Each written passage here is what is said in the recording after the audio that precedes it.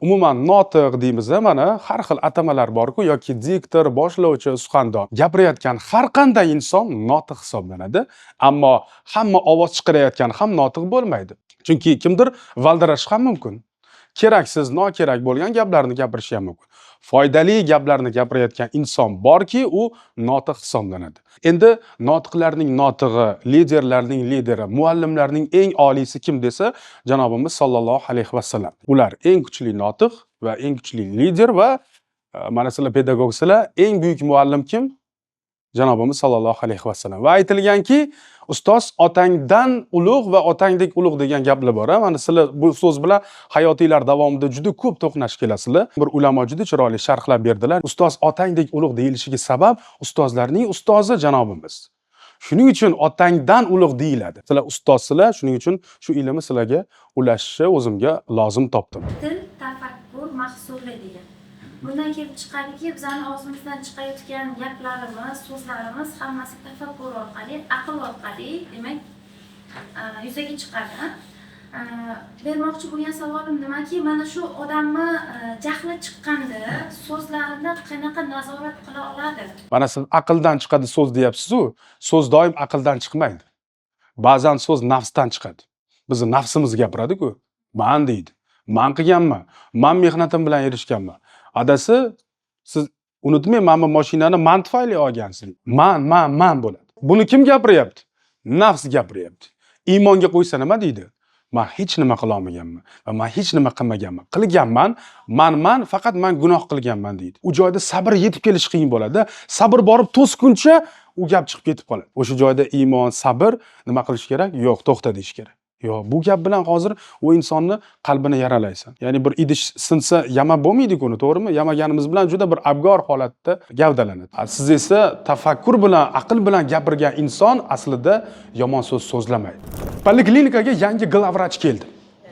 Eshikdan bittasi kiryapti. Taq, salobat bilan keldi. Xudo qaradi. Nimaga mana bu yerda musor yotibdi deydi. Qaramaysizlarmi? Farroshlar boshlig'i kim? Tur o'rnidan deydi. Sallaydi. Qizig'i yo'q, kattami, kichkinami? Oladi. Nima siz xalatingizda ruchka yozuvlar bor? Nima bu qon sachraganmi? Nima bu ahvol bu? Sen nima tirnog'ingda bir nimalar turibdi, shilaqlar turibdi? Nima unaqa bo'yanib olgansan deydi. Oh deysizlar. Tamom bo'ldi-ya. Ish vaqti 8 da. 7:30 dan kelib kiyim almashtirasizlar. O tamom bo'ldi deysizlar. Bo'ldi. Tugadik. Ha. Lekin u o'sha majlisni o'tkazib bo'lib, "Voy, o'xshadimi?" deyish ham mumkin. Mumkin. To'g'rimi?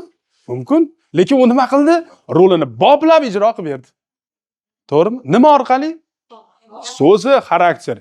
Endi to'nlar, ovoz bizdan chiqadigan ovozlar bizni fe'l atvorimizdan chiqadi aslida.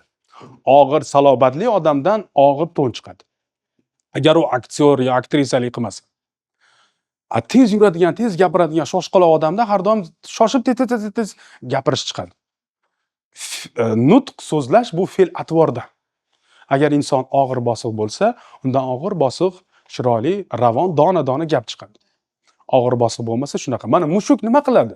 Mushuk sherga o'xshab o'kira oladimi? Yoki tulki bo'riga o'xshab uvlay oladimi? Yo'q. Sher esa nari tortadi. Fil undan katta edi-ku. Jismonan katta edi. Lekin o'rmonda sher hukmron, yirtqich bo'lgani uchun emas, u haqiqatda o'kira olgani uchun. Ovozi bilan, cho'chita oladi, ovoz bilan. Ana, sizlarga ovoz bilan nimalarga erishsa bo'ladi. Oya, siz tushunmaysiz, aralashmay desa ota-onaning dilidan bir nima o'tadi. Oq qildim demasa ham, lekin qalban bir nima o'tadi-da. Uning o'rniga, "Ada, oya, men sizni rosa yaxshi ko'raman, boringizga shukr. Yaxshi ham meni voyaga yetkazasiz. Ikki dunyo orasida turib meni dunyoga keltirgansiz. To'lg'oq azobini qanaqaligini men yoshim katta bo'lgan sari mana tushunish boshlayapman" desa, ota-ona yo ona qanaqa xursand bo'lib ketadi. So'z shunaqa narsa. Yoki kimgadir biz uddalay olasan, shu seni ishi, sen zo'rsan, bu seniki desak, uni ruhiyati nima bo'ladi? Ko'tariladi. Yoki eplolmadi. Bu seniki emas. Aralashma bu narsaga kerak emas desa, ruhiyat tushadi. Jahlimiz chiqadigan holatda bo'ladi va o'sha vaziyatda biz o'zimizni boshqara olmay qolamiz. Oiladagi janjallar ham shu sabab kelib chiqadi. To'ppa-to'g'ri. Chunki bizani ayollarimizga, menga, hammamizga kerakli tavsiya bo'lsin degan maqsadda sizga bu savol beraman. Zo'r gap gapirdingiz. Ayollar bu hissiyotdan yaralgan. O'zi asli hissiyotdan iboratsizlar. Va keyin uydagi holat deganingizga mana yaqinda o'zimda shunaqa vaziyat bo'ldi. ayolim bir tutadi-da, endi bunday bo'lishiga oilada hamma narsa bo'ladi, o'zingizlar yaxshi bilasizlar. Hech kim janjalsiz oilani o'zi yo'q. Janjalsizmi, demak ular yo gapira olishmaydi yoki birga yashashmaydi. Bo'ldi, ha. To'g'risi. Qizg'an emas, to'ppa-to'g'ri. Ayolim menga rosa gapirdi, rosa tutadi, oddiy qilib aytganda. Bilasizlarmi men nima qildim? Men jim eshitib o'tirdim. Qachon tugatgan degan? Ko'zga qarab, yo qachon tugatasanni yuz ifodamda ham bermadim. Jim o'tirdim. Oxir tugatdi. Yana gaping bormi dedim. Ha, keyinchi bo'ldi. Ha, bo'pti gapir. Ha.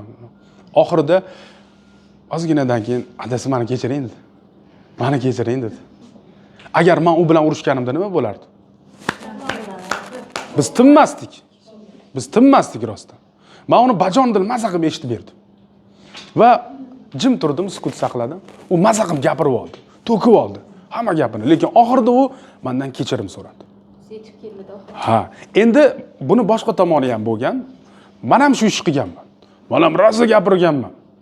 Notatsiya o'qiganman, xuddi sizlarni o'tqiza olib dars o'tgandek. Gapirdim, ayolim jim o'tirdi. Va oxiri men undan borib kechirim so'radim. Bolalar, farzandim onasidan so'rayapman, begonadan emas, boshqadan emas, to'g'rimi? U ham mendan so'rayapti. To'rt devor ichida ekanamiz, baxtli yashaymiz. Onam bir gaplar bor-da, mana bu ham so'z bilan bog'liq. Bolam, ayolingga yaxshi gapir. Biz o'tib ketamiz va ilohim shunday bo'lsin, farzand dog'i bo'lmasin. Biz o'tib ketamiz, ilohim ortimda qolgin. Ayolingga yaxshi gapir. Nimaga? Chunki ertaga sen shuni qo'lida qolasan. Senga shu qaraydi. Nima bo'lsa ham, issiq sovug'i hamma narsadan xabar oladi. Unga yaxshi qara, yaxshi gapir va ertaga o'g'ling ham ayollarni qanday e'zozlashi, xuddi sen otangdan o'rganganing kabi, o'g'ling sendan o'rganadi. Nima orqali? So'z, xarakter, fe'l-atvor o'zimizni tutish orqali. Shuning uchun kimdir urushganda, gapirganda nomusga tegmayaptimi? Misol uchun, mayli endi turmushda unaqasi ham bo'lar-u, jim tursanglar uyutasizlar. Bo'ldi, tugadimi gaping? Bo'ldimi deysizlar. Darvoqe bu metodni menga rahmatli ustozim Shuhrat Qayumov o'rgatganlar. Men ular bilan 4 yil yollarda yurganman, assistent bo'lib va ular o'tib ketdilar, lekin ular bergan bilimlar bugun men hayotimda va mening hayotim yana ham jozibador va rangli bo'lishiga va sizlarga o'xshagan insonlarga yoki shogirdlarga, jurnalistlarga, umuman bu ilmni o'rganmoqchi bo'lganlarga juda foydali bo'lyapti. Yoki yana ikkinchi tomoni, demotivatsiya orqali nima bo'ladi, shakllanadi, qali senga ko'rsatib qo'yaman. Ya'ni so'z ikki tomonlama ta'sir qilyapti u insonga. Ustozim ham rahbarim dedi, umuman gap so'ra olmayman shu odamda. Biror bir gap so'rashga, savol so'rashga shunaqa bir istihola qilaman, uyalaman deyapti. Salobati bosadi yoki meni urushib berishdan qo'rqaman dedi. Nima qilsam bo'ladi dedi. Keyin biz matn tayyorladim, o'zimcha miyamda aytdim. Boringda dedim, gapiring. Assalomu alaykum ustoz, uzr bezovta qildim. Menda bir savol qiynayapti, lekin mana shu savolim farosatsizlik bo'lsa, yo odobsizlik bo'lsa, yoki yoshimga to'g'ri kelmasa, shu yoshlikka yo'yasiz, farosatsizlikka yo'ying. Savolim bermoqchiman deb berib ko'ring dedim. San xuddi shu ish qildi va u inson bajonidil javob berdi. Senga rahmat, shunchalik farosat bilan so'rading, farosatsizligingni tan olibgina farosat bilan so'rading, bu esa farosat aslida debdi. Demak, bizda savol so'rashni ham nimasi bor ekan? Odobi bor ekan. Assalomu alaykum, yaxshimisiz? Uzr bezovta qildim, kenaya. Bir og'iz gapim bor edi. Taqdirim masalasida juda jiddiy ekan. Shu sizni qizingizni ochig'i yaxshi ko'rib qoldim, to'g'risi. Juda ko'p o'yladim. Oxiri qaror qildim, shu umr yo'limga shu qizingizni hamroh qilmoqchiman. Onasini ko'rib qizini ol deyshadi. Sizni ham ko'rdim, kuzatdim, biroz bo'lsa surishtirdim. Juda yaxshi ayol ekansiz. Agar siz uyimdagilarni yuborsam desa, hech bo'lmasa o'ylab ko'rasiz. O'ylab ko'rasiz. Ha, gap so'zi ma'noli, yaxshi ekan. To'xta, o'ylab ko'ray deysiz. Kirdingiz, auditoriya, yoshlar, hozirgi bolalar juda sho'xa. Ular bilan ishlamoqchisiz. Iloji ovozingizni ko'tarasiz-da, to'g'rimi?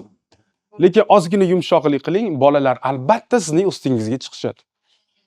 Ularni nima orqali? So'z orqali boshqarasiz, iloji yo'q. Qayerdadir yaxshi gapirasiz, o'rtoq bo'lishingizga ham to'g'ri keladi.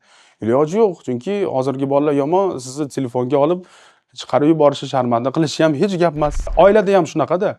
Ayrim ayollar nimaga men gapirar ekanman deydi.